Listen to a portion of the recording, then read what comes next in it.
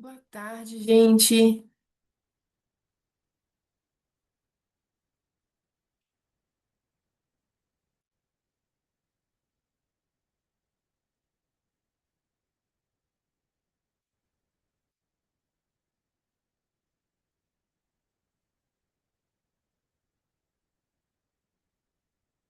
Oi, boa tarde.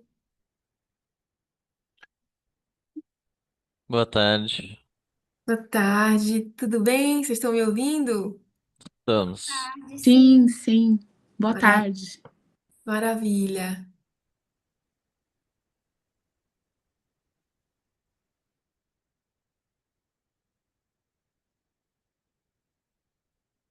Tá tudo certo, Gabriele, com a operação aí? Tu tá conseguindo fazer Você tá como anfitriã, né? Tá como coordenadora. Isso, Não tá isso. tendo nenhuma dificuldade. Qualquer coisa tu fala comigo, tá?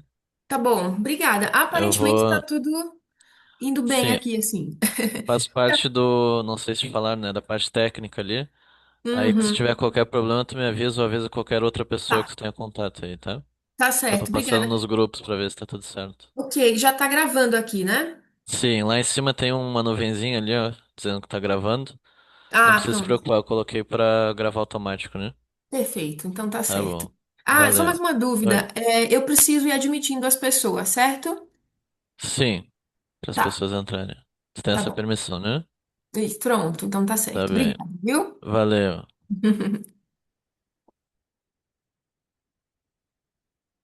Gente, boa tarde.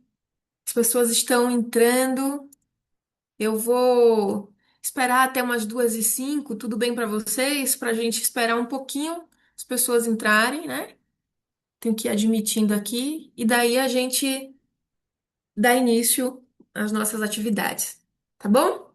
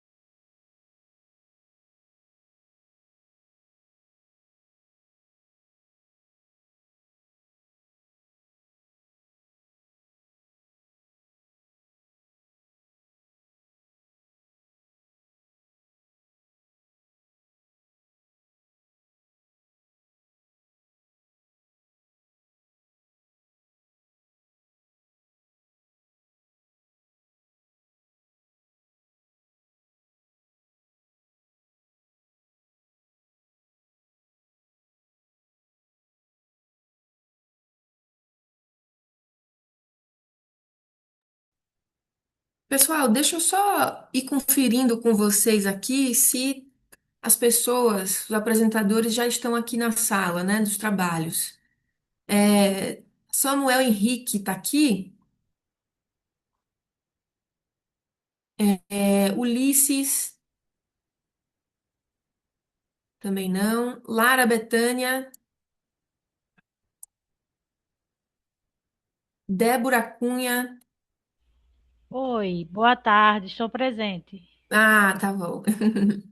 Com o trabalho O Mito da Democracia Racial, não é isso? Isso. Vivian Vitória. Estou aqui também. Então, maravilha. A gente tem duas pessoas aqui presentes, né, dos trabalhos. Acredito que os demais estejam entrando.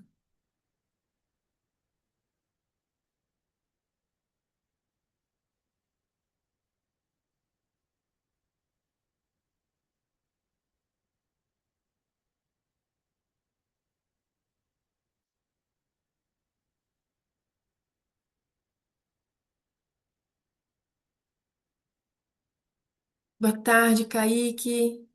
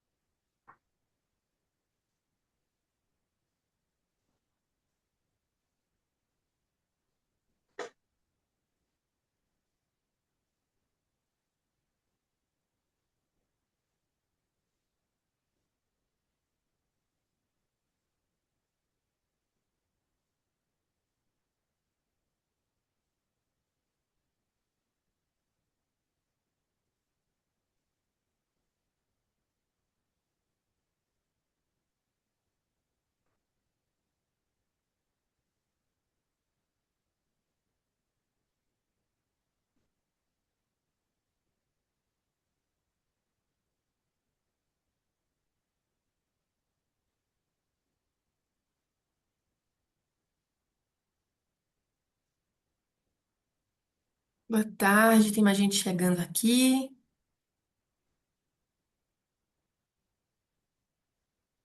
Aqui.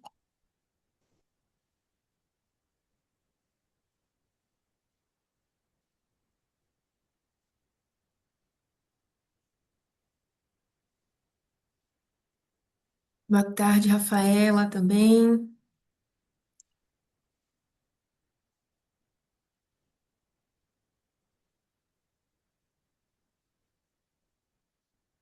Bom, gente, então, eu vou começar a dar umas.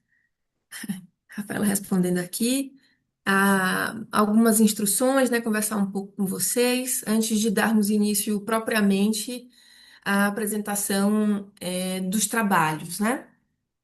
Primeiro dizer assim, muito obrigada, sejam todos muitíssimo bem-vindos, bem-vindas, ao quinto Simpósio Nacional, né, de Psicologia e Compromisso Social, Sonhar é Resistir. Antes, para dar início à nossa discussão nessa temática que nos é tão cara e muito importante, né, sobre raça, interseccionalidade, decolonialidade e desigualdade social, eu queria começar lendo um poema, que é um poema de João Cabral de Melo Neto, talvez você já conheça esse poema, mas que se chama Tecendo Amanhã. Deixa eu só admitir as pessoas, eu estou nessa função aqui dupla. E o poema ele diz o seguinte: um galo sozinho não tece uma manhã.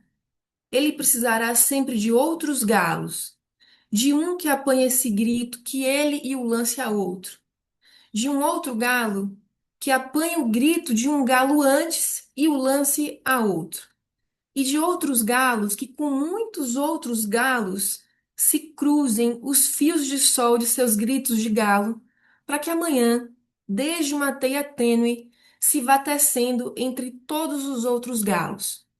Esse é só um pedaço do poema, mas eu resolvi trazê-lo porque ele fala sobre coletividade. E acho que, sobretudo quando a gente está falando sobre opressões, né, o racismo, enfim, a desigualdade social e o enfrentamento disso, a gente precisa sempre pensar na coletividade e na importância desse fortalecimento de um com o outro, com o outro, com o outro, para o enfrentamento e como isso, de algum modo, pode ter a ver com processos de resistência, né, com a possibilidade de sonhar, enfrentar o racismo, enfrentar as opressões como uma possibilidade, né, de permitir o sonho. Porque o que é o racismo, né, por exemplo, se não também uma forma de aniquilamento, por vezes, não só das pessoas em si, né, mas também como um aniquilamento dos sonhos.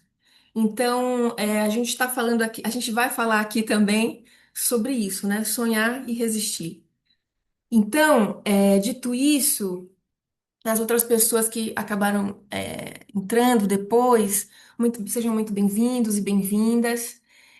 Hoje nós teremos aqui nesse grupo 5 trabalhos a serem apresentados.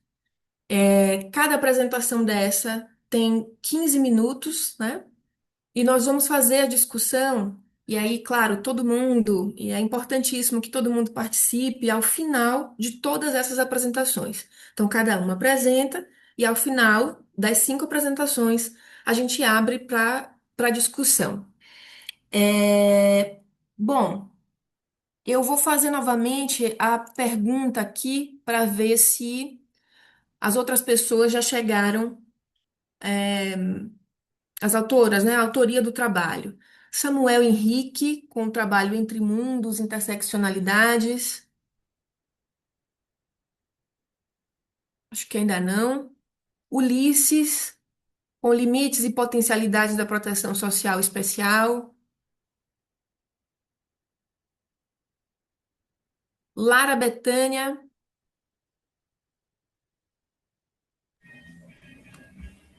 Eu já tô aqui. Opa, então Lara tá aí. Débora, com o mito da democracia racial, tá aqui, né? Isso, E isso.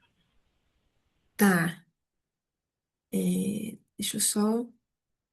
Ok. E Vivian, né? Os impactos psicossociais na trajetória da vida de uma mulher negra. Também tá aqui, né? Sim. Tá. Então, ótimo. Bom, gente, vocês têm alguma dúvida? Podemos começar?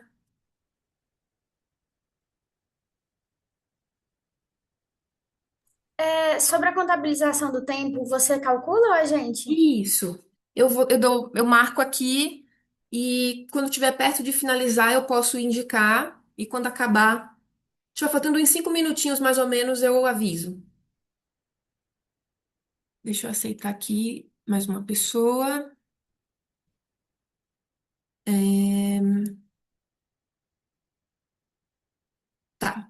Então vamos lá. Vamos começar então com o trabalho de Lara. Pode ser, Lara? Ah, gente, pode apresentar, pode compartilhar, tá? A Pode apresentação. sim, pode ficar comigo. Posso compartilhar a apresentação? Pode sim. Tá.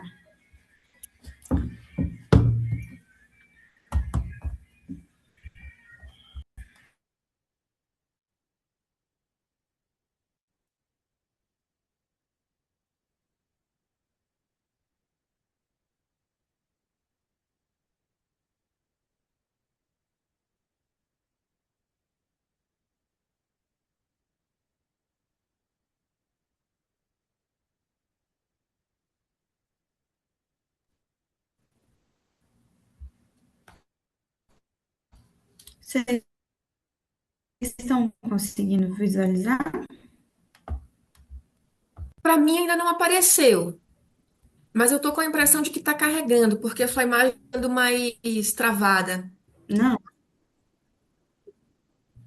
Ah, tá. O computador tá um pouco lento mesmo. Não, mas sem problemas, fique tranquila que a gente tá com tempo.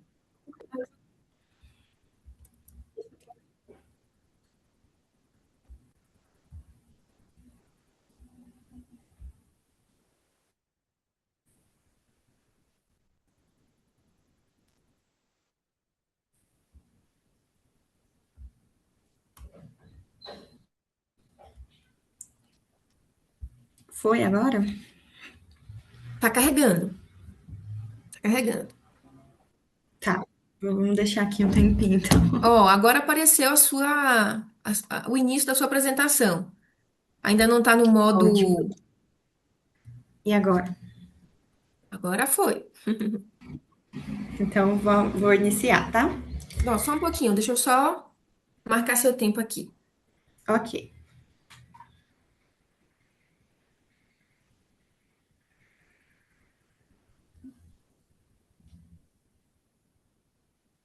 Pronto, quando você quiser. Boa tarde, meu nome é Lara Betânia, sou estudante de psicologia do nono período na Universidade Federal de Catalão. E hoje eu vou apresentar o meu trabalho, que é um projeto de iniciação científica. Ele é financiado pelo CNPq e é um PIBIC de Ações Afirmativas, cujo o título é Análise das Políticas Públicas de Enfrentamento ao Feminicídio de Mulheres Negras sob uma perspectiva transversal de gênero. Ele é orientado pela professora Tatiana Machiavelli, que é a segunda autora. Bom, realmente a gente precisa conceituar o que é o feminicídio, né? E ele é caracterizado pelo assassinato de mulheres em decorrência do gênero. E, sendo assim, de acordo com o Ministério da Segurança Pública, em 2025, os números de feminicídio em 2024 ultrapassaram 1.400 mortes.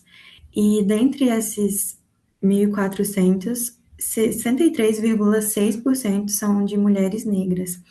Ou seja, esse número aumentou exponencialmente, ainda vem aumentando. A gente já tem os dados de 2025 também, que já aumentaram. E comparado a 2015, por exemplo, a gente teve 535 registros, né? Essa concentração dos feminicídios de mulheres negras reforça essa situação de extrema vulnerabilidade socioeconômica e violência que esse grupo populacional está submetido, né?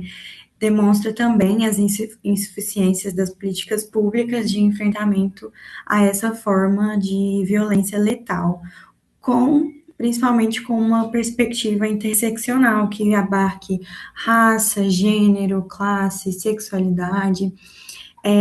E aqui no nosso trabalho, a interseccionalidade ela é utilizada como um conceito analítico e é usada também como uma ferramenta para desenvolver as análises dessas diversas formas de opressão que atingem, né, as mulheres negras, principalmente. Bom, onde que entra a transversalidade de gênero, né? A transversalidade de gênero é caracterizada por ser um processo específico da gestão pública que vai reparar esses danos de diferentes formas dessas violências que atingem as mulheres de diferentes formas e as mulheres negras principalmente. A gente tem que, inicialmente, as políticas públicas eram de combate, né, enfrentamento à violência contra as mulheres, eram separadas apenas com a perspectiva de gênero, ou seja, era separada homens e mulheres como um grande grupo, e as desigualdades eram medidas a partir desses dois grandes grupos. Mas hoje em dia a gente já sabe que apenas esse recorte não é suficiente e a gente precisa, sim, de uma perspectiva interseccional que vai abarcar outros marcadores sociais, como eu disse antes, raça, gênero, território, sexualidade, né? Então, apenas essa diferenciação entre homens e mulheres não é o suficiente, pois não abarca e não abrange esses recortes. O acentuado número de feminicídios de mulheres negras reitera essa necessidade da transversalidade de gênero na análise das políticas públicas, caracterizado por ser um processo específico de estruturação de políticas de igualdade de gênero. Ou seja, a incorporação da perspectiva de gênero na gestão pública envolve a legitimação dessa problemática na sociedade e no Estado, com a integração da agenda governamental, resultando na institucionalização de políticas públicas para superação. Sendo assim, o objetivo geral da pesquisa é analisar as políticas públicas de enfrentamento ao feminicídio de mulheres negras no contexto brasileiro, e como objetivos específicos, a gente tem avaliar a transversalidade de gênero nas políticas públicas que visam mapear, prevenir e enfrentar o feminicídio de mulheres negras, investigar a incidência de feminicídio de mulheres negras no Brasil através de análises documentais e compreender o papel e a importância das políticas públicas, assim como as estratégias institucionais para a prevenção e enfrentamento do feminicídio de mulheres negras. Como eu disse anteriormente, É um projeto de iniciação científica, descendente do projeto integrado Feminicídio, Análise Sociohistórica das Violências contra as Mulheres, Relações Sociofamiliares e Políticas Públicas de Enfrentamento, coordenado pela professora doutora Tatiana Machiavelli, na Universidade Federal de Catalão. Essa é uma pesquisa qualitativa, de caráter analítico, e ela conta com um referencial teórico-metodológico das teorias feministas e da psicologia sociohistórica. Bom, a análise documental, segundo Sá Silva, Almeida e Guindani, é um procedimento que se utiliza de métodos e técnicas para apreensão, compreensão e análise de documentos dos mais variados tipos. A análise desses dados foi pautada e está pautada no materialismo histórico dialético, que é uma teoria, filosofia e um método desenvolvido por Marx e Engels, que fundamenta a psicologia sociohistórica. A gente entende que o sujeito só se constitui indivíduo porque ele é social e porque ele é histórico. E isso representa a possibilidade da superação da dicotomia entre objetividade e subjetividade, o que possibilita a gente de tecer questionamentos e críticas aos modelos científicos positivistas.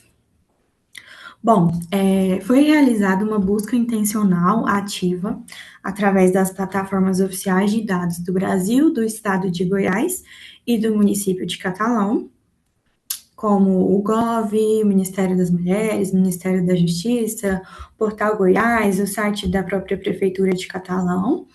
O período de interesse desses dados é de 2006 a 2025, 2006 devido à implementação da Lei Maria da Penha, e 2025, que foi o atual início da pesquisa, né, do ciclo científico aí. As buscas foram realizadas entre os meses de novembro e dezembro de 2025, para a composição do corpus, foram selecionadas políticas específicas de enfrentamento à violência contra as mulheres que já estão consolidadas. Outros arquivos, como os projetos de lei ainda em andamento ou fora do período de interesse, foram excluídos dessa análise. Dessa forma, a gente encontrou 30 políticas vigentes, mas 5 foram excluídas devido aos critérios de exclusão citados, né? Após essa exclusão, 25 políticas constituíram o corpus de análise. Como resultados parciais. Bom, dentre as 25 políticas que compuseram o corpus, a gente encontrou 13 políticas federais e 12 estaduais, ressaltando que não foram encontradas políticas municipais do município de Catalão.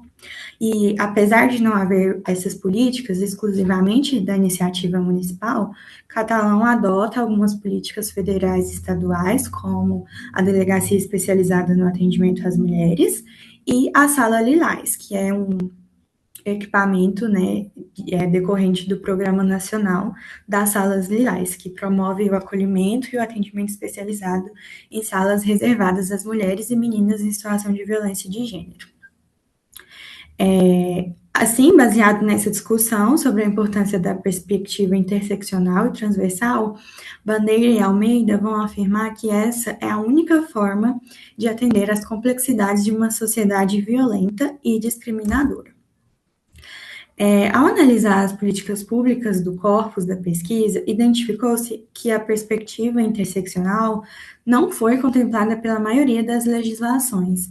Nesse sentido, pode-se afirmar que as mulheres ainda são percebidas pelas legislações a partir de uma perspectiva restrita e singular. Ou seja, essas políticas não as compreendem como uma categoria abrangente e plural, né? Visto que o conceito de mulher, o conceito de mulheridade, foi muito pautado na experiência da mulher branca, na experiência da mulher burguesa. Então, essa visão ainda assim aparece nas políticas atualmente vigentes, né? Dessa forma, somente 6 ações políticas incluem as mulheres negras em seus textos, representando 24% das políticas analisadas, e apenas 2 delas são em âmbitos estadual.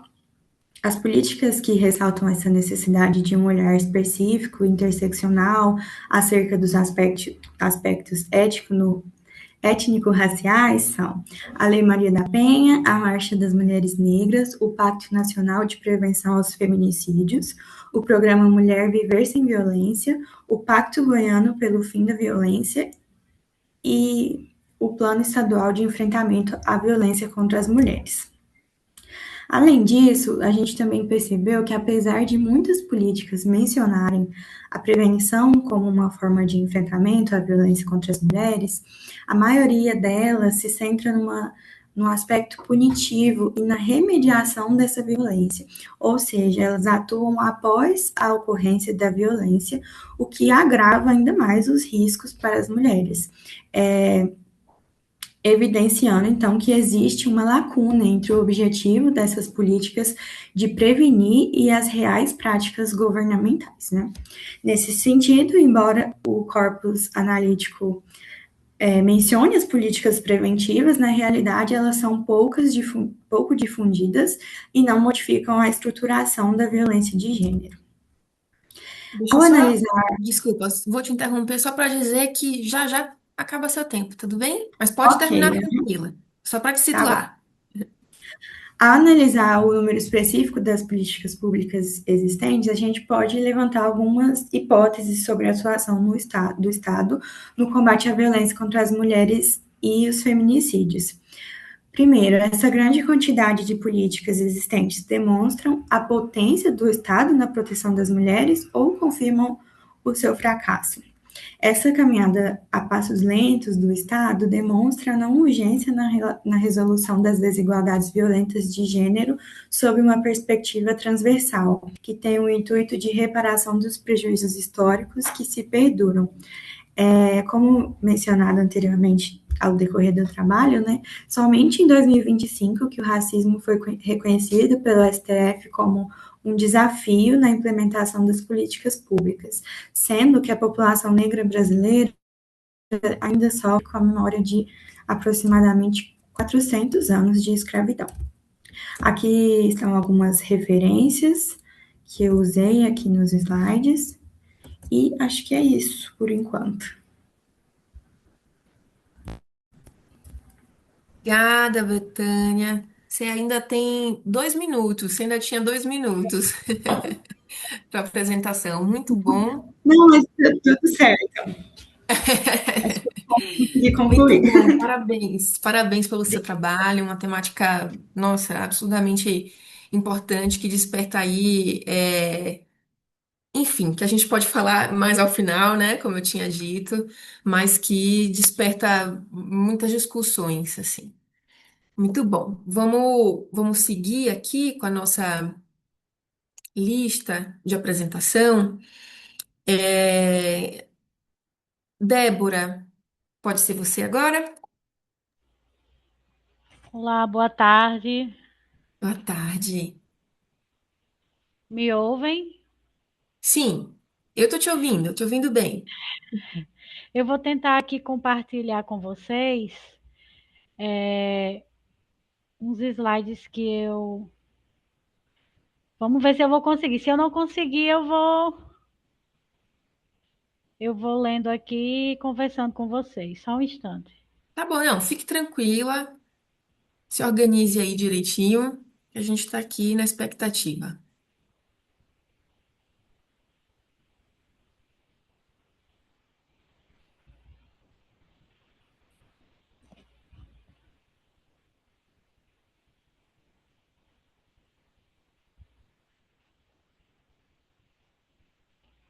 Vocês veem? Ainda não. Acho que a coisa tá processando. Tá.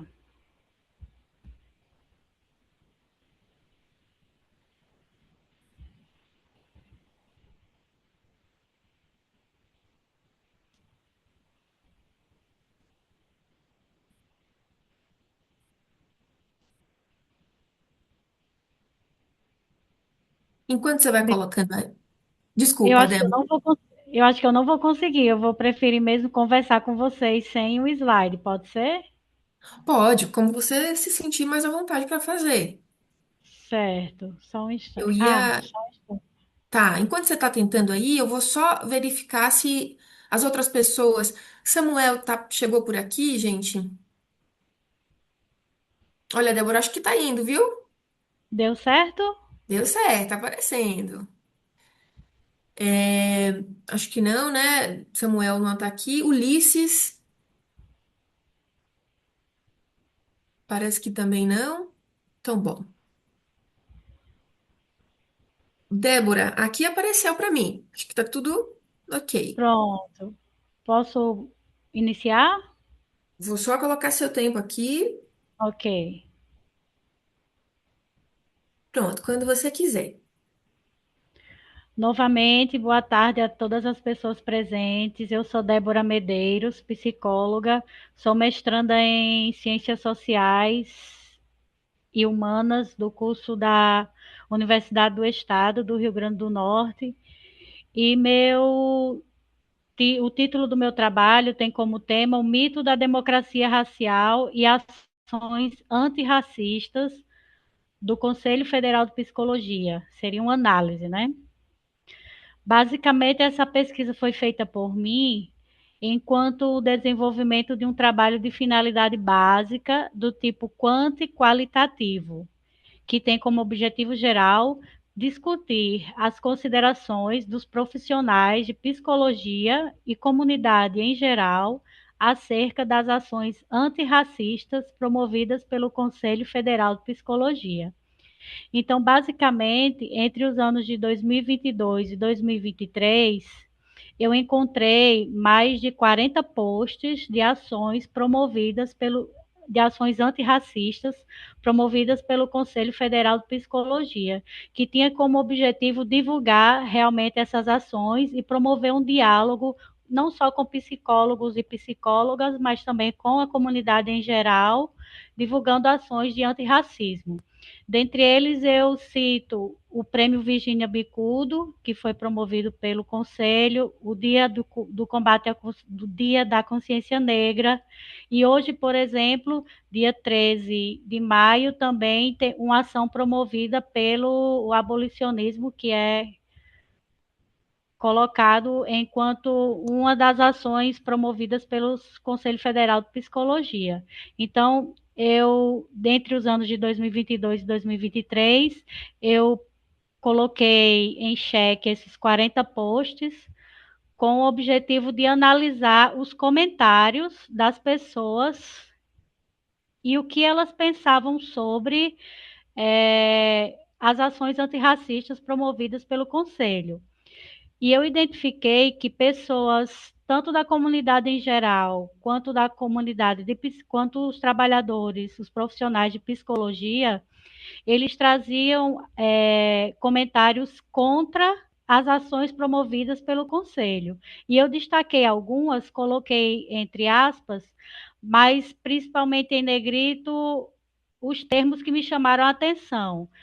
Para ser um pouco ética, para não replicar realmente o que eles escreveram, eu coloquei apenas a palavra-chave em negrito, né? Então, eu trago aqui os destaques dos comentários virtuais dos profissionais de psicologia e comunidade em geral. Tanto psicólogos e psicólogas como comunidade em geral disseram, né? Comentaram acerca dessas ações. Não existem raças, todos somos iguais, todos somos humanos. O Conselho de Psicologia do Brasil é um movimento de esquerda. O Conselho virou uma ideologia e esse tipo de ação só nos separa ainda mais porque pensar que somos diferentes. No Brasil, todos somos iguais. Então, eu comecei a fazer uma análise dos comentários virtuais a partir do Florestan Fernandes, que traz o mito da democracia racial como uma falácia, né? Porque traz uma ideia harmoniosa de apaziguamento entre os brasileiros, mas é uma ideia falaciosa, é um apaziguamento que não existe, né? E o Munanga, ele dialoga com o Florestan Fernandes, também falando sobre o mito da democracia racial, falando que há uma tentativa de homogeneização da sociedade brasileira, que resultaria na predominância cultural biológica do branco, fazendo com que os demais elementos raciais fossem diluídos. Então, o mito da democracia racial existe, ele ainda prevalece, e ele está difundido entre os profissionais de psicologia e da comunidade em geral.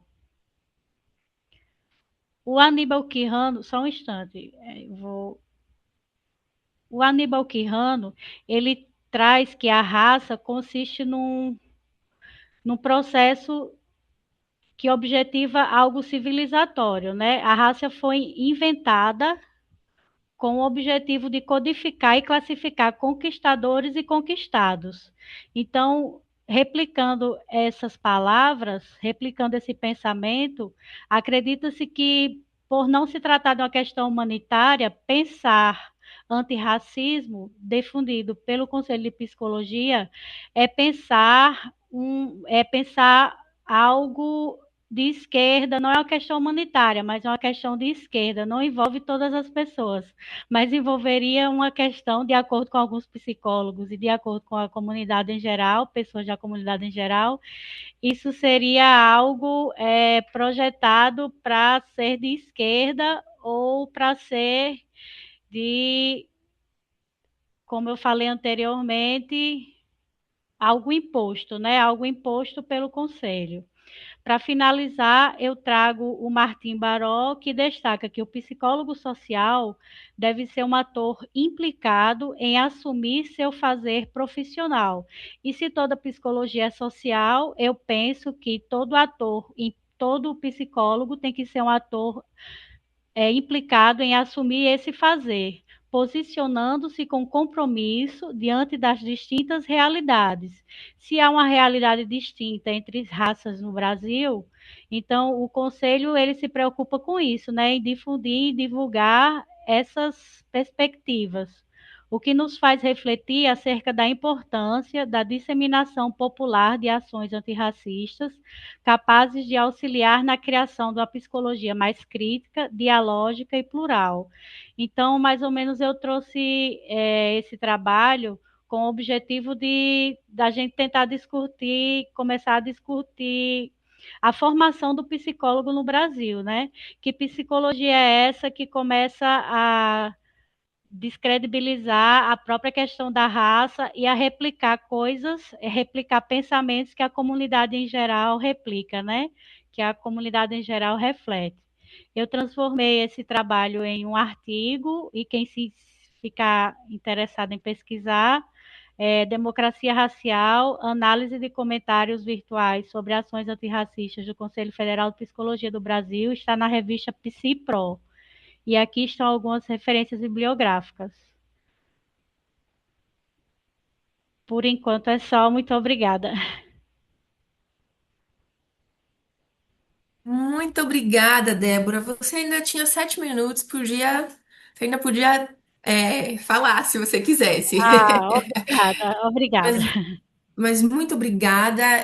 Também é um trabalho de uma relevância, muito grande. Primeiro, por se tratar, por apresentar, né, a ideia do mito da democracia racial e fazendo essa análise. Agora, uma coisa que eu fiquei na dúvida, Débora, a análise foi sobre os comentários das pessoas nas postagens ou dos profissionais, Dos da comentários, dos dos comentários? comentários. Tá, Eu tá, trago, eu trago, eu sempre cito que é dos comentários da comunidade em geral e dos profissionais da psicologia.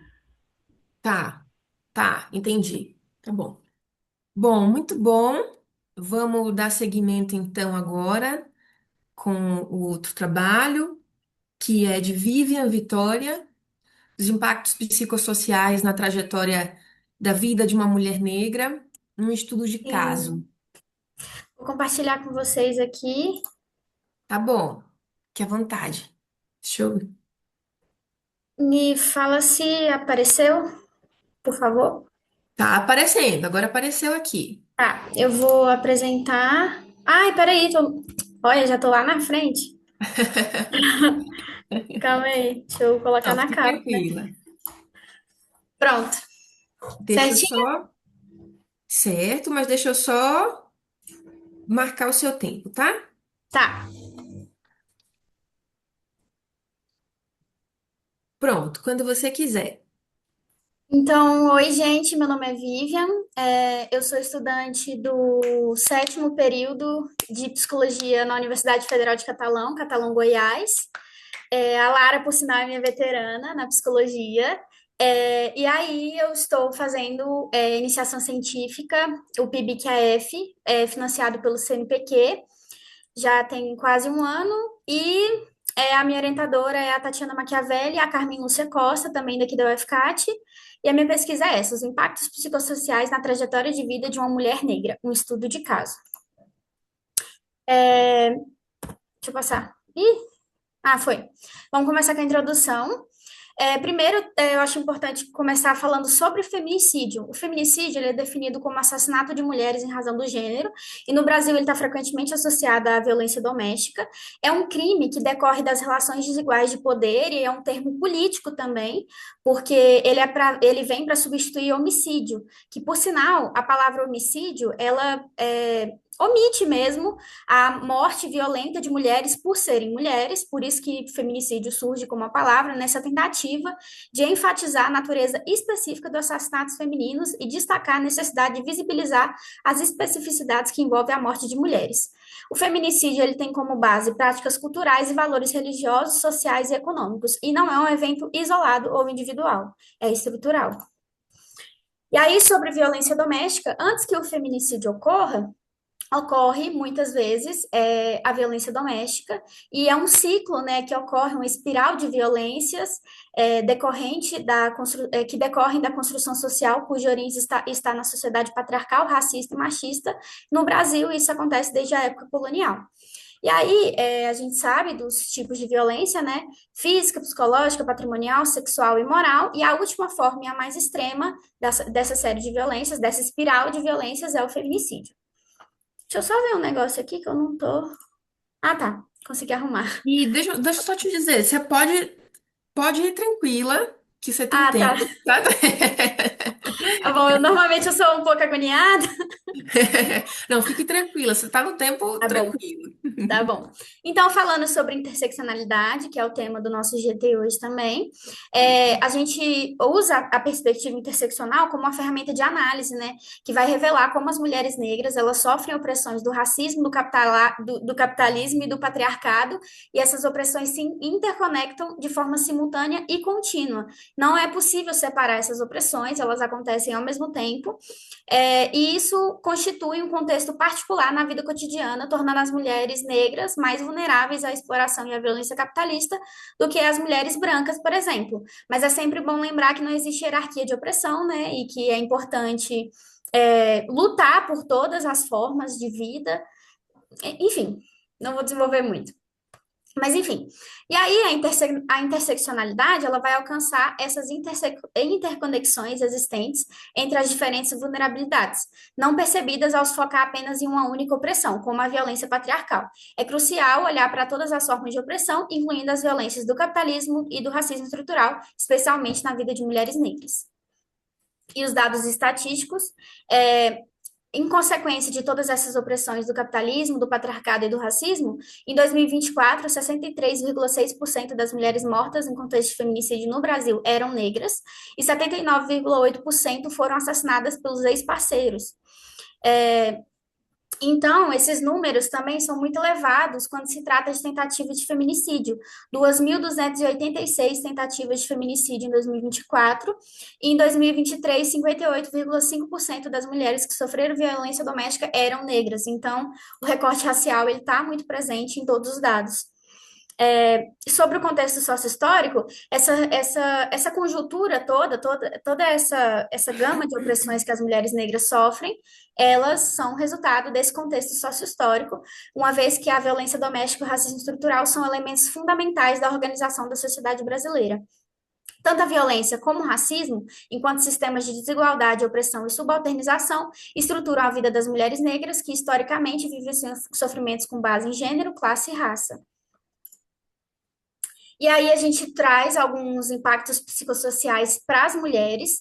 É, são diversos, né? Mas uma mulher que passa por uma tentativa de feminicídio pela violência doméstica, ela tem sintomas físicos, dor de cabeça, depressão, estresse pós-traumático, ela tem sintomas emocionais, desencadeia sentimentos de insegurança, medo, tristeza, sintomas sociais, enfraquece os relacionamentos sociais, prejudica a produtividade no trabalho, alguns ainda estão na escola, dificulta a formação de novos relacionamentos, enfim, são diversos impactos, e eu trouxe só alguns para a gente ter um panorama, né? E aí a gente tem mais um agravante sobre a rede intersetorial de combate à violência doméstica, porque mesmo que essa rede ela exista, ela não está tão forte, não está tão fortalecida, e ela é falha em diversos momentos. O trabalho da Lara fala bastante sobre isso também, né, sobre as políticas públicas, que tem muito a ver com a rede intersetorial. E aí a gente tem dados de que as mulheres negras, elas vão conversar com os policiais, principalmente, na maioria das vezes, policiais homens, elas dizem que estão sofrendo violência doméstica. Se essa violência não é física, ela automaticamente é invalidada, de acordo com a teoria, todo o referencial teórico que a gente traz, né? Então, se não é considerado, eu até escrevi aqui embaixo, ó, essa banalização machista e patriarcal das violências não físicas contribui para a retardação da denúncia e a permanência das mulheres em relacionamentos abusivos, o que agrava os impactos psicossociais já citados. Então, acontece muito isso de não considerarem que a violência psicológica, a violência moral, a violência patrimonial são violências também e são importantes de serem vistas e de serem denunciadas da mesma forma da violência física. E aí a gente tem mais um fator, que são os impactos psicossociais na família, porque a violência doméstica, ela não se restringe apenas às mulheres que sofreram a violência. Ela se estende para os familiares, para os amigos, para a comunidade, para a família, para todo mundo. Então, quando a mulher é assassinada por ser mulher, esse crime tem diversas consequências, podendo causar danos irreparáveis a curto, médio e longo prazo para a vida de suas filhas e familiares. E aí a gente tem os dados de que cerca de 78,25% das mulheres vítimas de violência têm filhas, e mais de 80% dessas crianças e jovens testemunharam ou foram vítimas de violência junto com as mães. E aí, mesmo que a gente classifique como vítimas indiretas do feminicídio, elas são diretamente afetadas. Elas são afetadas na escola, enfim, eu estou me adiantando, calma. Mas as mães e os pais das mulheres que foram assassinadas, em contexto de feminicídio, eles declaram que não sentem mais satisfação nas atividades de lazer ou social da vida deles, indicam até que a vida não tem mais sentido sem a filha, eles relatam até sentir culpa por não ter conseguido proteger, como se a culpa fosse deles, entende? E aí a vida social também é afetada em relação à comunicação, as atividades compartilhadas diminuem, e as celebrações e reuniões familiares tornam uma fonte de sofrimento. Além das amigas próximas, os amigos também, da comunidade em geral, que são afetados pelo feminicídio, pois esse tipo de violência cria um clima de medo, insegurança e tristeza na comunidade. Eu acho que eu não coloquei, mas a gente tem os dados sobre os filhos também. Os maiores impactos são na escola. Então, você afeta o desenvolvimento escolar de uma forma, assim, que nossa, gente, é difícil. E aí a gente tem a lógica necropolítica, né? Que a gente tem que ter em mente de que essas mulheres, elas não estão sendo mortas porque o sistema falha, pelo contrário. O sistema ele é feito para isso. O sistema capitalista, como a Tati Maquiavelli, a nossa orientadora, gosta de dizer, o sistema cis, heteropatriarcal, capitalista, racista. Ele é feito para isso, para matar essas mulheres, para escolher quem vive e quem morre. Então, essas mulheres, elas não são nem passíveis de luto. Não é validado de que as famílias possam ficar de luto por essas mulheres.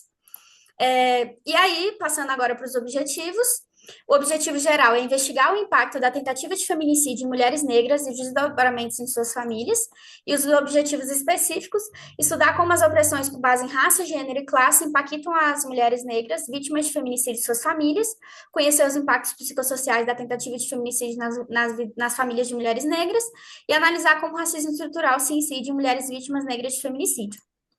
Sobre a metodologia. Faz parte do mesmo projeto matricial, Feminicídio e Análise Sociohistórica das Violências contra as Mulheres, Relações Sociofamiliares e Políticas Públicas de Então, Enfrentamento, vamos também coordenado pela abrir tudo Tatiana agora aqui para ver Machiavelli. se diminui, mas... Ixi, Maria. Gabriele, você tá com o microfone fechado. Desculpa, eu ia dizer que tinha alguém com o microfone aberto. E o pior é que vai faltar, tá faltando água em tudo mesmo. Peraí, pronto, Não sei, eu gente. acho que sim. Pronto. Pode continuar. Aproveitar para beber uma água. E aí a gente adotou como premissa um estudo de caso, vou falar mais para frente um pouco, que é uma ferramenta metodológica que, através da pesquisa aprofundada de um acontecimento, possibilita uma análise mais detalhada e ampliada do objeto de estudo, não automaticamente, mas em um processo indutivo. Partindo dessa fundamentação, foi realizada uma pesquisa empírica com a participação de uma mulher negra que foi vítima de tentativa de feminicídio e violência doméstica. O instrumento de obtenção de dados foi a entrevista semi-dirigida, audiogravada e posteriormente transcrita na íntegra. O roteiro de entrevista contou com perguntas sobre a trajetória de violências, o impacto do crime na saúde mental e emocional da família, as mudanças na dinâmica familiar e na vida privada, a experiência com o sistema de justiça, a mídia e a polícia, e se o caso foi tratado como tentativa de feminicídio de uma mulher negra. E aí a análise das informações foi pautada no materialismo histórico dialético, que possui um caráter singular na investigação teórica e empírica, permite o foco em dados, fatos específicos, que contribui com a conscientização para a releitura das relações de dominação, exploração e expropriação entre as classes sociais, burguesia e proletariado, que são características do sistema econômico e da sociedade capitalista. Como metodologia, o materialismo histórico dialético permite uma compreensão mais aprofundada do fenômeno investigado e de todo o seu contexto, o que é muito importante para as mulheres assumirem o materialismo histórico dialético como uma forma de se investigar as coisas, né? E aí também a discussão das informações, ela constituiu-se à luz das teorias feministas e da psicologia sociohistórica. Agora, sobre os resultados parciais, a gente realizou uma entrevista em profundidade, com duração de 42 minutos e 23 segundos, mas extremamente rica, realizada no dia 19 de março de 2026. A participante Lélia, nome fictício, é uma mulher negra e cisgênero, de 45 anos de idade, sem religião, mas que acredita em um Deus. Ela traz a religião muito forte. E aí, assim, eu não coloquei aqui, mas vou comentar com vocês, porque eu ainda estou fazendo a análise, né? Mas ela traz essa figura de Deus como um patriarca. E aí isso coloca ela num contexto mais vulnerável, porque ela acredita que não morreu por causa de Deus, porque algo místico salvou ela da violência. E aí ela continuava na violência, não culpabilizando ela, claro, mas ela cria essa figura onipotente, onipresente, onisciente, e isso coloca ela em momentos específicos que ela cita em extrema vulnerabilidade. Então é muito perigoso também essa religião muito, muito, muito presente. Enfim, ela tem ensino superior incompleto, ela começou pedagogia, é divorciada e tem 3 filhos adultos. Já teve experiência de trabalho em diversas formas, né? Em diversos trabalhos, e a renda mensal dela é de R$ 700. Atualmente ela é uma pessoa em situação de rua. Então, assim, é uma história muito pesada, mesmo que não tenha sido uma entrevista tão grande, foi muito difícil. É, Enfim, ela relatou não se lembrar, ela começa a entrevista dizendo que não se lembra de nenhum relacionamento dela que ela não sofreu violência doméstica. Ela começa assim. Então já é um baque, né? E aí ela fala sobre o último parceiro, Roger, nome fictício, que foi a relação que ela vivenciou mais tentativas de feminicídio, né? E que ela entende que foi o parceiro que trouxe mais prejuízos para a vida dela. Vale ressaltar que era um relacionamento interracial. Roger era um homem branco. Eu quero ressaltar aqui, até arrepiei. Ela termina a entrevista dizendo que ele é misógino. Eu não citei em momento algum a palavra misoginia, mas ela fala, ele é misógino, é misoginia, misoginia racial, é alguma coisa. Tem que ser isso, não tem outra palavra. Arrepiei de novo. Ela fala desse jeito. Então, assim, ela é uma mulher extremamente inteligente e ela traz por exemplo, ela traz que ela não percebeu antes, que é o que a literatura comprova. Ela traz também, como que tá meu tempo? Eu fico horas falando dessa pesquisa. Não, não tô te ouvindo. Tá quase acabando, falta um minutinho mais ou menos. Ai, tá bom. Então, enfim, ela fala Não, diversas mas coisas ó, respire, pode terminar Tá com bom. calma. Ela fala diversas coisas sobre esse relacionamento com ele. Ela fala que aqui, né? Ela conta que ele enrolou uma outra mulher numa coberta, uma outra mulher negra, e ateou fogo nessa outra mulher. Então ela não consegue mais arrumar emprego porque ela é conhecida como, ela fala com essas palavras, a mulher do cara que botou fogo na outra, na cidade, aqui em Catalão. E aí, ele encharcou o corpo dela de álcool antes de matar essa outra mulher. Ele encharcou o corpo dela de álcool e pisou na cabeça dela até ela desmaiar, isso em momentos diferentes. Enfim, ela recorre à prostituição como forma de ganhar dinheiro, que é outro estigma associado à história dela, né? Enfim, e aí a gente tem os dados, esses são os dados preliminares. Eu trouxe esse trecho que eu coloquei na hora que eu fui enviar a pesquisa, né? Porque eu sabia que eu ia discutir mais verbalmente do que escrever no slide, né? Mas os filhos, eles são adultos, e aí eles abraçam ela e falam: Mãe, eu não sei, adultos já, todos maiores de idade. Mãe, eu não sei qual vai ser a próxima vez que eu vou te ver, eu tô com muito medo. Aí tem um momento que esse Roger, né, ele ameaça. é, o pai dela. E aí o irmão dela fala: em você ele pode bater, você ele pode matar, mas no meu pai não. Que é mais essa violência patriarcal de o irmão dela falar isso para ela, defendendo um patriarca, que é o pai dela, e subjugando a vida dessa mulher. E é uma forma extremamente violenta de dizer, de defender o pai, né? Enfim. O caso dela não foi noticiado em nenhum lugar. O cara colocou álcool no corpo dela inteira, ela estava pingando álcool e não foi noticiado. Aí, com a polícia, os policiais, assim, foi uma experiência difícil também com a polícia, não chegou até a justiça, né? Que é as perguntas que a gente ia fazer. Enfim, e a principal característica desse trabalho é questionar quais são os impactos que afetam as mulheres negras em contexto de feminicídio e as pessoas próximas a elas e como isso acarreta na maior vulnerabilidade dessas mulheres quando analisamos a intersecção entre raça, gênero e classe. Mas, enfim, essa é a minha pesquisa. Queria agradecer pela oportunidade. Aqui estão as referências e é isso. Eita, não sei o que que eu fiz, mas é isso. Muito obrigada, gente. Vivian, muito obrigada. É muito interessante. Eu fico muito feliz assim de ver pesquisas sendo desenvolvidas no PIBIC. Eu sei da importância de um PIBIC na vida estudantil, e trabalhando temáticas tão importantes, né? E tão complexas como essas, assim. Então, feliz de ter vocês duas aqui, né, que fazem parte do mesmo grupo, pelo que eu entendi, não é isso? Tanto Betânia quanto você. Então, o que é fundamental quando a gente pensa na própria formação da psicologia, né? Que é algo que eu não sei se foi você ou se foi Débora que comentou, que toca aí nessa questão da formação do psicólogo. Então, que formação é essa que nós temos, né? Comprometidas com o quê? A serviço do quê, né? Enfim, então, é muitíssimo importante. Deixa eu só. Muito obrigada. Tem uma pessoa aqui que está com a mão suspensa. Você quer falar agora? Como é o seu nome? Cláudia, né? Cláudia Tainá.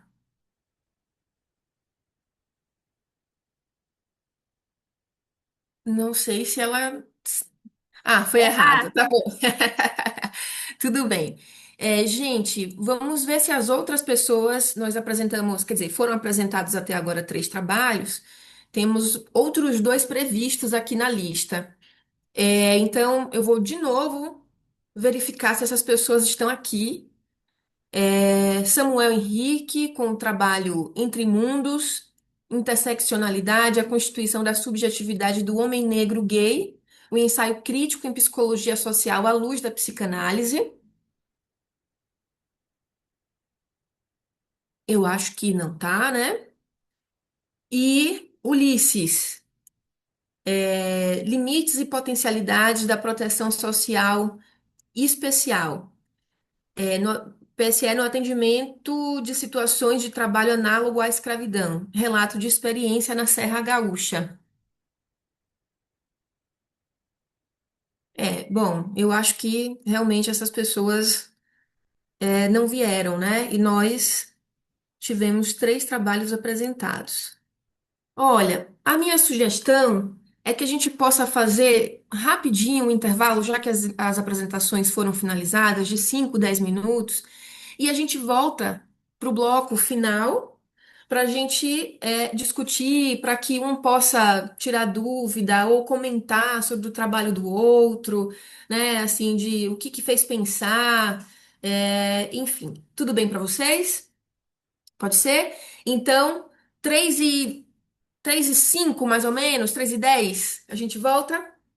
Pode ser 3:10, vamos fechar 3:10, 3:10 pontualmente. Então, combinado.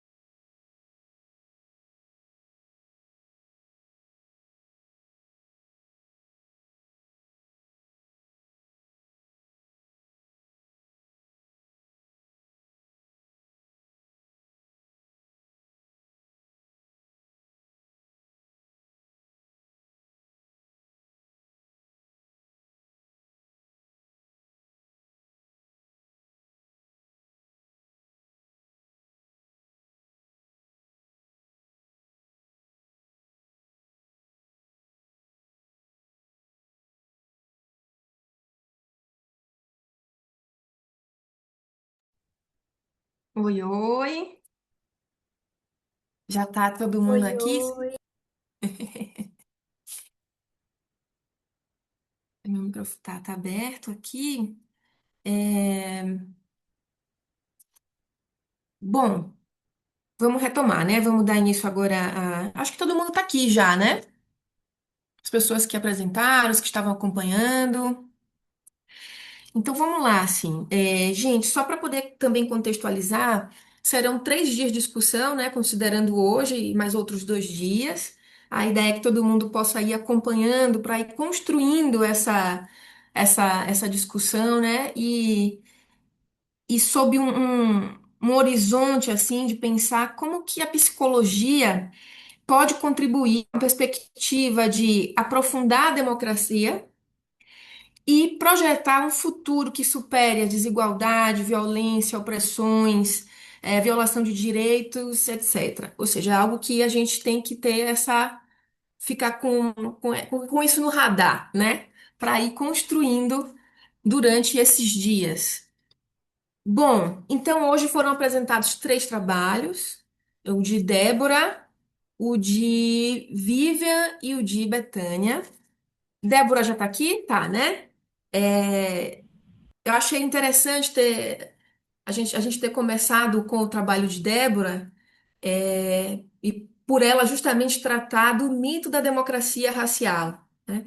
Acho que essa é uma pesquisa muito interessante, né? Inovadora, assim, nesse sentido de analisar atual, né? De analisar quais são esses comentários. É uma pesquisa de mestrado, Débora, que está em andamento ou já terminou? A gente não está te ouvindo. Oi. Não, minha pesquisa de mestrado é acerca de outro tema, mas também dentro de ações étnico-raciais. Tá, tá. Então, achei muito interessante essa análise, né, nas redes sociais hoje que vira esse palco, às vezes, de horror, de julgamento, de, enfim, mas, sobretudo, por entender que o mito da democracia racial, como a literatura nos diz, é o nosso mito fundador, né? É um mito que ele essencialmente, por ser um mito, não corresponde à realidade, mas que ele cumpre uma função. Então, o que que o mito vai nos dizer, né? Que por sermos um país que passou por um processo de miscigenação, etc. e tal, teoricamente, viveríamos todos harmoniosamente, com todos os direitos garantidos e iguais, enfim. E não é verdade, né? Se a gente pensa até nos próprios dados que as meninas trouxeram com a especificidade ali em relação às mulheres negras, a gente pensa, opa, não é bem assim. Nós não estamos vivendo nessa democracia racial. Agora, como você também comentou no seu próprio trabalho, tem uma função esse mito, né? Que é justamente de dizer, olha, se não tem problema nenhum, se estamos todos bem, não há o que ser feito, né? Está posto, está dado. E é nesse sentido que fico pensando como a psicologia sociohistórica nos é importante, justamente para a gente trabalhar com a desnaturalização de processos, com a desnaturalização do que parece já. Eu nasci assim, eu cresci assim, né? É desse jeito, assim, Gabriela, assim, né? Então, achei muito bom a gente ter começado com o seu trabalho. Eu até notei uma das frases que você encontrou, né, nos comentários, que você destaca, que é: não existem raças, somos todos humanos. Isso é tão sintomático, assim, né, do Brasil, porque, e é tão profundo, dá pra gente pensar tantas coisas, porque a gente pensa biologicamente. As raças não existem, de fato, não existem raças biológicas, mas elas são altamente eficazes. A raça é altamente eficaz e socialmente eficaz nos efeitos que são produzidos. Então, a raça é uma realidade social. Biologicamente, ela é inoperante, não existe raça biológica, mas socialmente ela existe, né? Então as pessoas, quando querem, isso, atreladas com esse mito que está sendo disseminado na nossa cultura, né? Da democracia racial, dizem: as raças não existem, parem com isso, somos todos humanos, etc e tal. Isso não vai acabar com o racismo. Isso não acaba com o racismo. Por quê? Porque a ideia sobre raça, embora biologicamente não exista, ela está profundamente enraizada em nós, na nossa constituição subjetiva, né? Partindo também dos pressupostos da psicologia sócio-histórica, como que nós nos constituímos nessa relação com o outro, no território? Que território é esse? Ou seja, sócio-historicamente referenciado. Então, quando a gente pensa no racismo, Silvia Almeida até fala sobre isso, né? Compreendê-lo não só como algo, quer dizer, não só como algo, não, como algo que está fora, pronto para acontecer ali. O racismo, tá aí, ó, o racismo tá aí e tal. Muito pelo contrário, né? O racismo ele é muito mais complexo, porque ele parte da nossa constituição subjetiva. Seja que usufruem dos privilégios produzidos pelo racismo. Então, o que que as pessoas nessa estrutura social, os brancos, né, os privilégios adquiridos e os efeitos, as exclusões, a morte, enfim, produzidas para um outro lado, né, dessa moeda. E aí eu me refiro aos negros, aos indígenas, que são apagados, inclusive, né, na história. Então, fiquei pensando enquanto você falava, na importância do seu trabalho, especialmente nessa frase, né, que você destaca, e também do que você disse, da importância na formação da psicologia, né, dos psicólogos, que psicologia é essa que nós estamos fazendo, comprometidas com o quê? É, com o sujeito universal, com o sujeito, mas a gente sabe que sujeito universal é esse, né? Com uma realidade, a gente sabe de qual realidade abstrata é essa. Então, é de poder pensar e colocar o pé mesmo, assim, no território, né? E pensar as especificidades, que eu acho que, de algum modo, é isso que os trabalhos de hoje daqui vão trazendo. E aí, as meninas com o projeto Guarda-Chuva, que, como eu já tinha dito, eu fico muito feliz em ver. Então, parabéns a vocês também, e a sua a orientadora de vocês, né, por produzirem um trabalho como esse, que, embora com enfoques distintos, então, políticas públicas e efeitos psicossociais, né, mas eu sei que no frigir dos ovos isso tá tudo relacionado ali. E fico pensando também em algumas coisas. Primeiro, a importância que vocês dão à interseccionalidade. E como isso me faz pensar, não sei se vocês já estão trabalhando com isso, não sei, mas tem uma autora chamada Grada Quilombo, que foi a primeira coisa que eu pensei, assim, quando eu estava escutando o trabalho de vocês, né? Que ela fala sobre racismo genderizado, que é justamente a concepção. Já viram? Perfeito, esse livro mesmo. Acredito essa parte Que legal, nossa. É isso, assim, essa ideia do racismo genderizado, né, que vai dizer assim, olha, o racismo, ele não é neutro em relação à raça, né? E que a gente precisa compreender as opressões não como um acúmulo de opressões, mas sim como algo que ali em conjunto produz efeitos específicos. E eu penso que é isso que o trabalho de vocês, em alguma medida, está apontando, né? Em alguma medida não, vocês estão apontando assim para isso, né?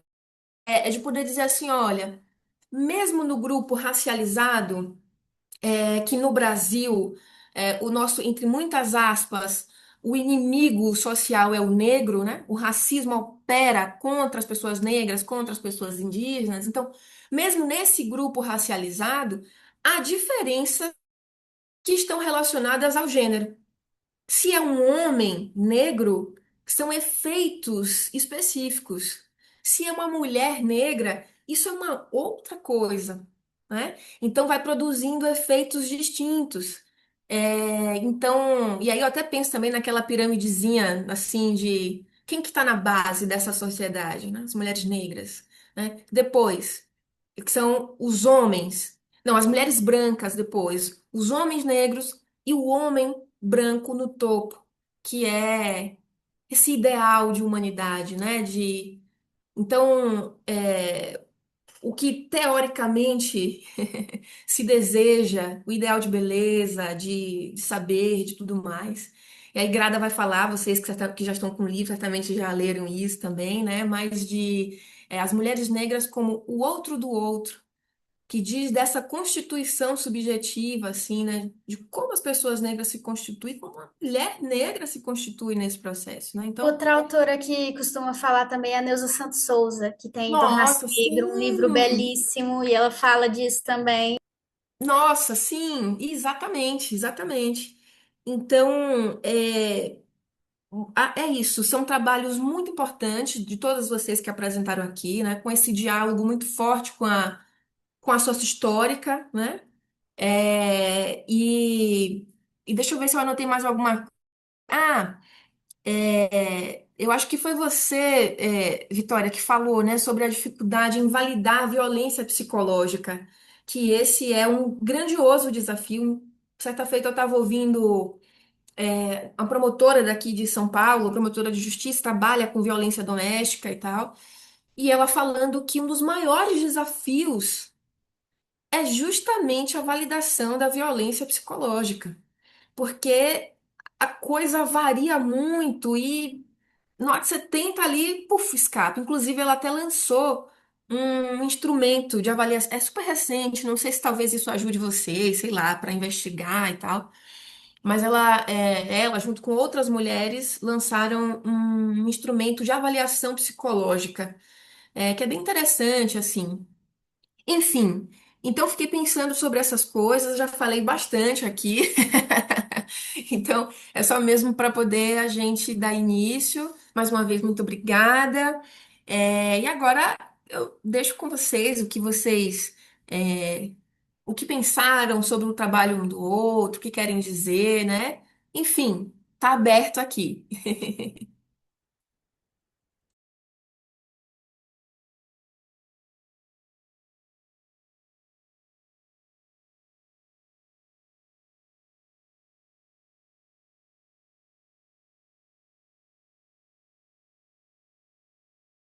Eu tinha trago no meu trabalho sobre o mito da democracia racial também, exatamente como a Débora falou. Mas como era uma apresentação de 15 minutos e o meu trabalho não tem nem resultados e discussão ainda, e já está com 16 páginas, eu tive que buscar tudo que eu fosse falar, mas ela falou perfeitamente. Queria parabenizar a Lara também, que já minha veterana, conheço há muito tempo. Sempre arrasa muito nas apresentações. Queria parabenizar vocês, foi muito boas as apresentações. E é isso. Muito bem, quando que termina? É um PIB que fica. Qual é o prazo dele, assim? Quando vocês vão terminar? É agosto, é de setembro de um ano até agosto. Aí foi setembro de dois mil e vinte e Ah, cinco até agosto de 2026. entendi, entendi. Muito bom. Tem mais alguma pesquisa vinculada a esse projeto? Tem algumas. A gente está desenvolvendo um observatório aqui na UFCAT Que de legal! violência doméstica, sim. Aí, por sinal, uma das minhas melhores amigas, a Yasmin, que ela está trabalhando no OBIFEM, Observatório de Violência Doméstica da UFCAT. A gente está desenvolvendo um quiz, o Protegelas, que a Larissa também, da minha turma, por sinal, eu acho que a Larissa vai apresentar. A Yas não vai, mas a Larissa vai Ah, nesse congresso, só, acho que na sexta ela comentou, mas é um quiz sobre os riscos, né, de violência doméstica. É, tem mais alguns, mas eu não estou lembrando agora. Mas a gente uhum. está trabalhando em outros diversos projetos, desse mesmo projeto matricial. Nossa, que legal! É só uma orientadora? São duas, mas elas se dividem. A Carmen é minha orientadora também, ela é uma professora da geografia aqui da UFCAT. A Tatiana é da psicologia, professora da psicologia. Que Só que a Carmen também é legal! psicóloga. E aí Ah, elas trabalham juntamente, são duas feministas de referência aqui em Catalão, e elas trabalham juntamente nas pesquisas. Eu acho que ela não é a orientadora da Lara, mas ela é minha orientadora junto com a Tati.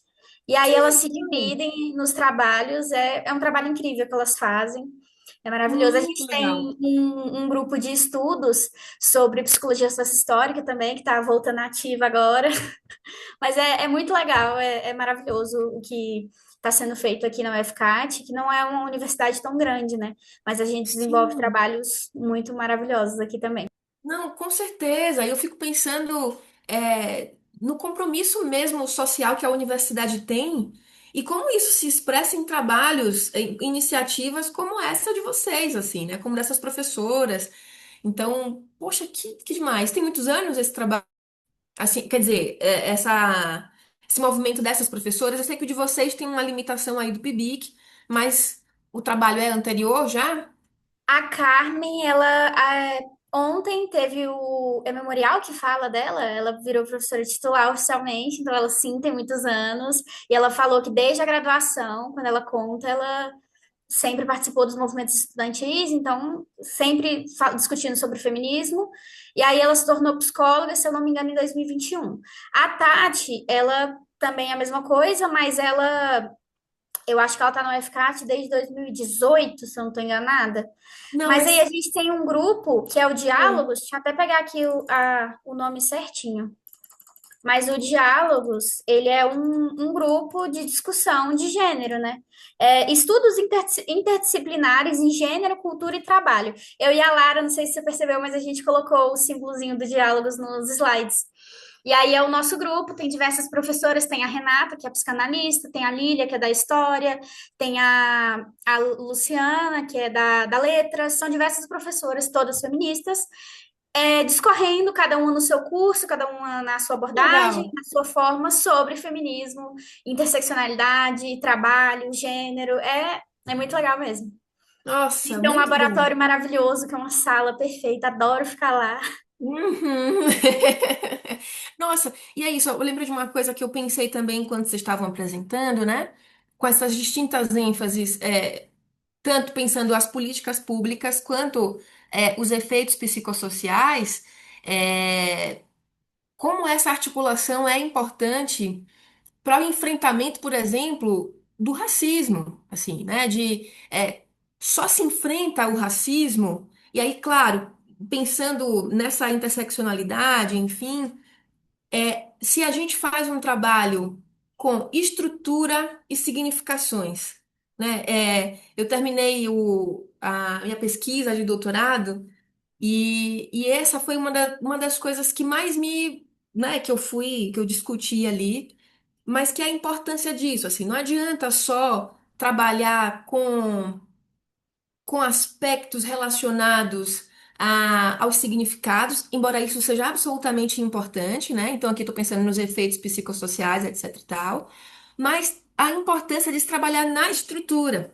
E política pública é mexer também na estrutura de algum modo, né? É incidir nisso. Então, é isso, é a relação ali dialética de a gente ter que trabalhar com essas duas coisas, assim. Então, eu lembrei disso enquanto vocês estavam também falando. No meu Mas trabalho eu trago também, mas é o que eu disse, da mesma coisa do mito da democracia racial, eu tive que selecionar, mas você se entender como pessoa negra e um coletivo, mesmo que seja um coletivo familiar ou um coletivo de pessoas negras, é muito importante para combater, para enfrentar a violência doméstica e o racismo estrutural. E aí você ter ainda adicionado a isso políticas públicas. Nossa, gente, assim, é muito difícil de conseguir, mas por favor, que a gente consiga um dia. E, meu Deus, um temos que sonho. seguir, né? Mas enfim, muito bom, muito bom. Débora, você quer comentar alguma coisa? Lara, as outras pessoas também que estão aqui assistindo.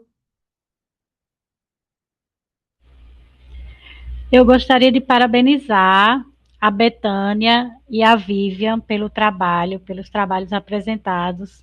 É de grande relevância, né? A academia, ela não tratava disso tempos atrás, né? Não era comum trabalhos como esse, relevantes como esse, tratar disso. E hoje a gente tem, graças ao movimento negro, né? A gente tem essa conquista, né? Trazer para a academia essas discussões. E é bom ver a empolgação dos jovens que se dedicam verdadeiramente, veementemente por aquilo, e é muito, isso inspira, de alguma forma inspira a gente, é muito bom ver tudo isso. Meu trabalho ele vai por uma questão mesmo de curiosidade pessoal, de perceber como é que esses psicólogos conseguem divulgar e difundir uma ideia já academicamente questionável, academicamente colocada em xeque, academicamente vista como falaciosa, né, por autores que nós estudamos, por autores que nós discutimos, refletimos, questionamos, mas mesmo assim, psicólogos e psicólogas trazem o mito da democracia racial numa verdade muito grande, né, enfatizando isso de uma forma dando bem destaque a isso, né? E pior, colocando o conselho como algo de esquerda ou algo partidário, né? Então, assim, eu comecei a pensar que formação de psicólogo, que psicólogo a academia está formando, né? Exato. Que psicólogo a academia está formando, né? Que profissional é esse? Porque para a gente é natural discutir a mulher negra, discutir as questões racistas, discutir as questões étnicas raciais, discutir as questões educacionais, os projetos, os planos políticos disso, as políticas públicas, mas para quem está de fora não é comum. Então, eu penso que não é certo, mas seria comum, entre aspas, a sociedade, a comunidade em geral trazer esse pensamento. Mas quando o profissional de psicologia ele traz esse pensamento, ele replica essa falácia, é o que se há de se questionar, né? Que psicologia é essa que está sendo formada? Que psicologia é essa que está sendo trazida à baila de uma forma tão genérica e talvez até prejudicial a Sim. algumas pessoas, porque o próprio Conselho de Ética da Psicologia ele traz que as desigualdades devem ser avaliadas e devem ser questionadas, refletidas também, mas os profissionais eles não veem isso como algo positivo, né? Então, se para a gente se tornam, está no dia a dia, é comum, entre aspas, novamente, estudar o antirracismo, estudar a raça, estudar os efeitos do racismo, efeitos psicossociais, efeitos psicológicos, para eles, isso é uma questão de esquerda, isso é uma questão, né, essa é uma questão partidária, né? Então, que psicólogo é esse que está sendo formado e cabe a gente também começar a pensar sobre esse psicólogo e essa psicóloga aí que está chegando no mercado de trabalho Exato. e, e não tá, eles podem seguir outras linhas de pensamento, né? Mas descredibilizar todo um estudo, todo um referencial teórico já abordado, já colocado academicamente e cientificamente já estabilizado.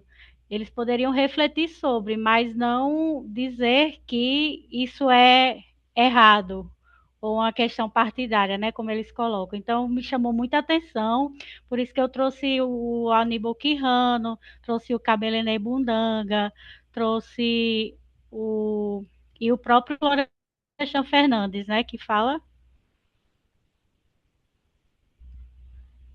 Travou? Não, agora voltou. Tinha travado para mim. Não, com certeza. Eu fico te ouvindo, fico pensando que, de fato, a realidade ela vai se constituindo por contradições, né? E a psicologia também é campo de disputa. É campo de disputa no sentido de narrativa, de agenda, de que psicologia é essa, comprometida com o quê. Então, e isso vai coexistindo. Os fundamentos da sócio-histórica nos permitem, né, nos ajudam a compreender que essas forças, embora ali antagônicas por vezes, elas podem coexistir. E isso também nos indica que a luta é constante, porque a gente avança, porque nem tudo é só, né? A gente também não pode achar que tudo se acabou, que nada tem avanço. A gente vai, o movimento negro nos mostra isso, né? As conquistas que hoje nós usufruímos, porque eles lá atrás já andaram, já correram bastante pra gente, por nós. Enfim, então tem muita coisa conquistada, mas não está garantida, infelizmente.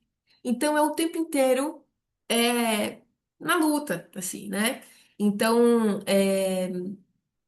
enfim, então espaços como esse, pesquisas como as de vocês, são importantes de serem divulgadas, compartilhadas, por isso mesmo, para que a gente possa ir tecendo, né, o fio da manhã, assim como o poema que eu li no início, assim, né, para a gente ir construindo isso. E, Betânia, você tá com a mão suspensa? Você quer falar? Não sei se travou ou se. Para mim, travou também. Travou?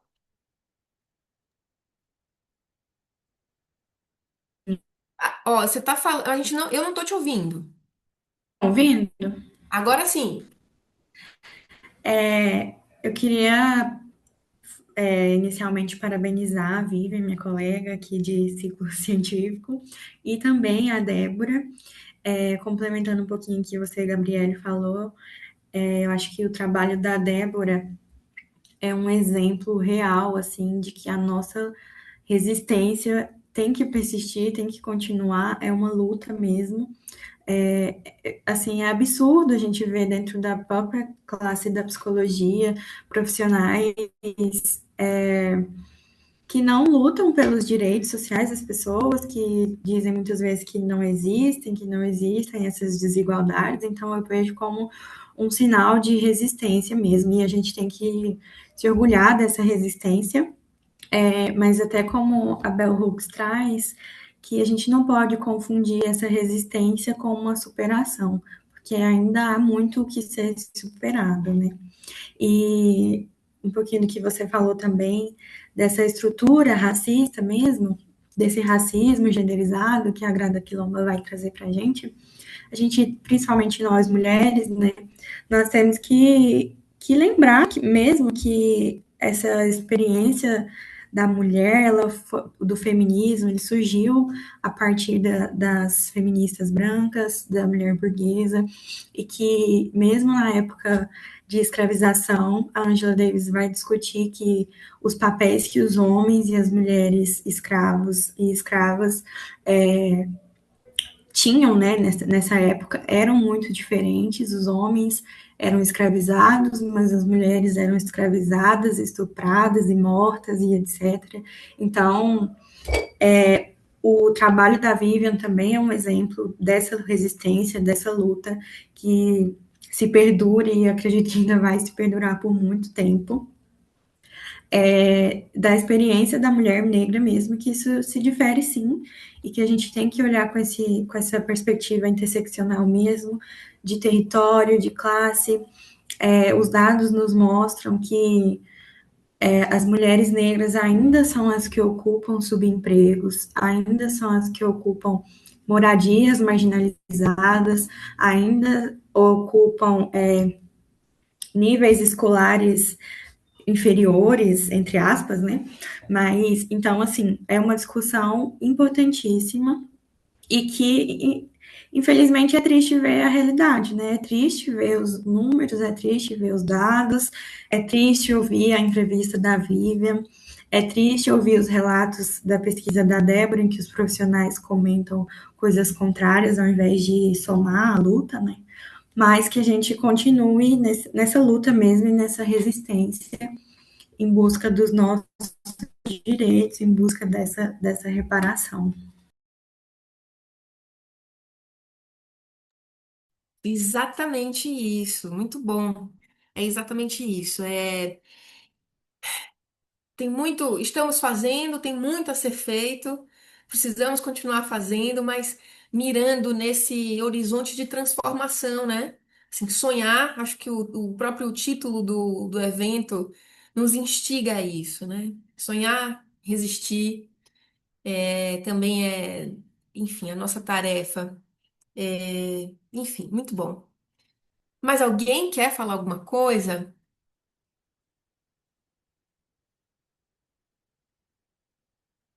Tá aberto aqui, não sei se as pessoas.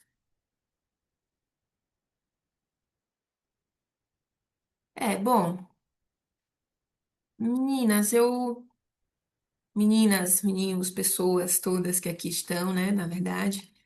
É, Então, eu acho que os outros dois trabalhos, realmente, as pessoas não apareceram aqui para compartilhar conosco. Enfim, Vivian e Lara foram as pessoas que apresentaram. É, Alguma consideração a mais?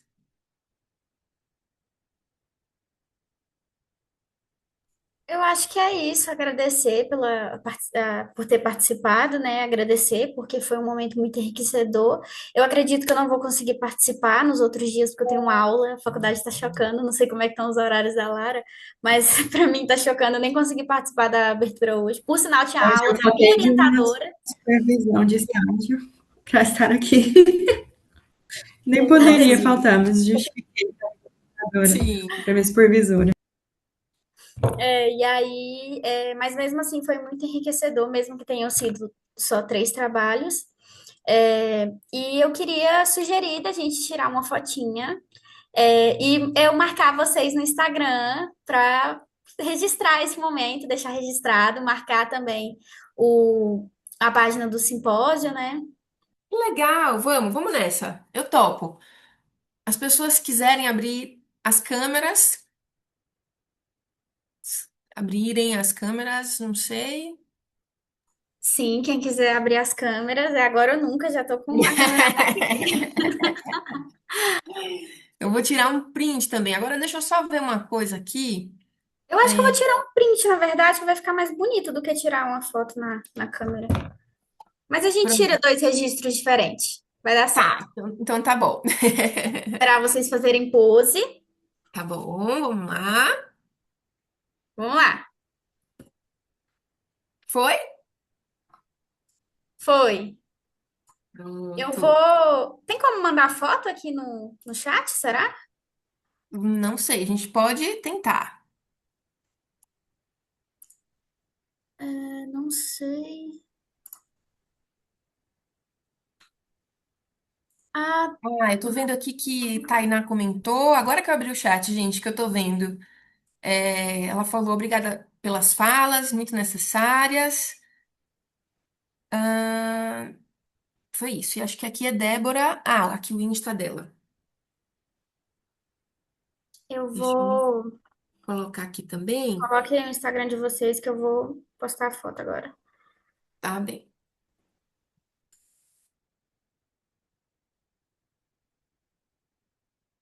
Vou colocar aqui.